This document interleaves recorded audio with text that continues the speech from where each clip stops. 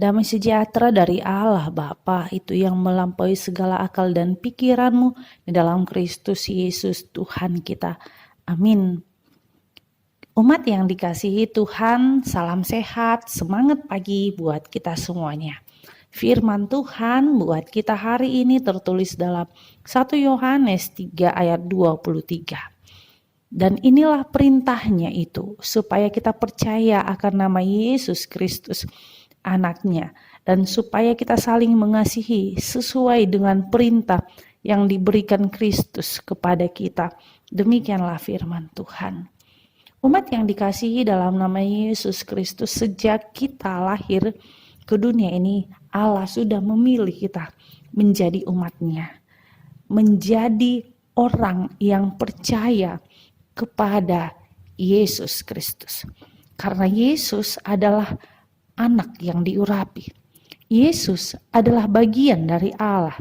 Yesus adalah inkarnasi dari Allah. Dia yang datang ke dunia ini, dia yang bersama-sama dengan kita.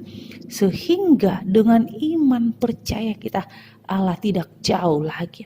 Tetapi Allah adalah Immanuel yang selalu menyertai kita.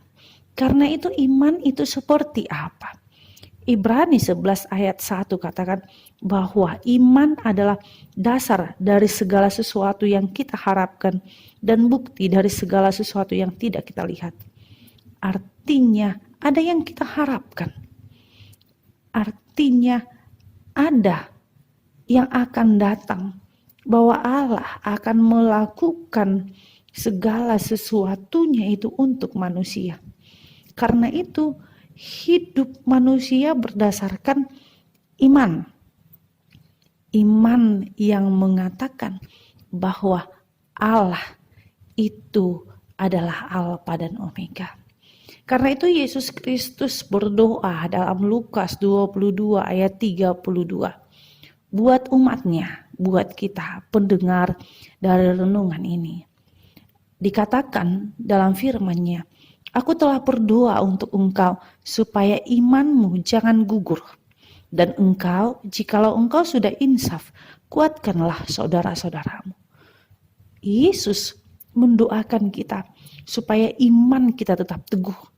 Dan pada saatnya ketika kita menghadapi berbagai banyak pergumulan, sakit penyakit, Tuhan katakan tugas kita adalah untuk menguatkan saudara kita melalui pengalaman iman kita bersama-sama dengan Allah.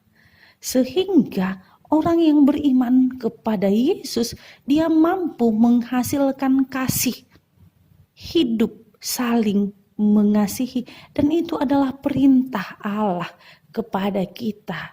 Itu yang dituliskan oleh Yohanes. Bagaimana penerapan kasih itu? Menurut Eka Dharma Putra, tanda manusia semakin beradab adalah bahwa ia semakin mampu mengasihi. Semakin pula tinggi peradaban sebuah masyarakat, respek kepada manusia akan menjadi unsur penting dalam struktur sosialnya, di dalam keluarganya, di dalam rumah tangganya, politiknya, bisnisnya, maupun dalam sosial masyarakatnya. Karena itu, bagaimanakah hidup di dalam kasih? Hidup di dalam kasih adalah hidup yang saling mengalah, bukan saling mengalahkan. Hidup di dalam kasih adalah hidup yang menyingkirkan, hidup yang selalu berusaha. Dia tidak menginginkan perut dalam arti kepentingan masing-masing, tetapi hidup dengan kasih sayang, hidup dengan hati yang punya kasih sayang, artinya ada kesejahteraan bersama.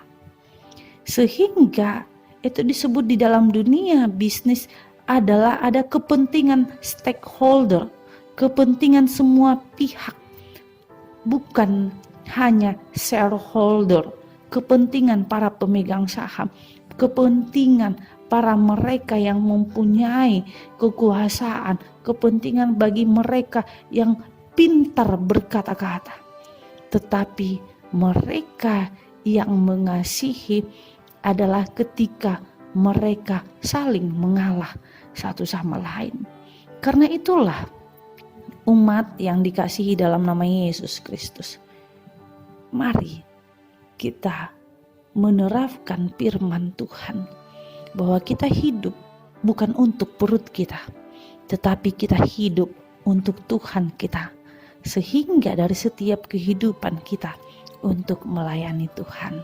Shalom, shalom sehat buat kita. Amin. Kita bersatu dalam doa. Terima kasih Tuhan Yesus buat firman-Mu. Bapa, Engkau telah mendoakan kami supaya iman kami tidak gugur. Hari ini Tuhan, kami mau menghidupi iman kami dan kami mampu menerapkan kasih terhadap sesama kami. Biarlah Tuhan dalam setiap pekerjaan umat-Mu, aktivitas hari ini, kami buat itu Tuhan untuk memuliakan nama-Mu. Dalam nama Yesus Kristus kami berdoa padamu. Amin.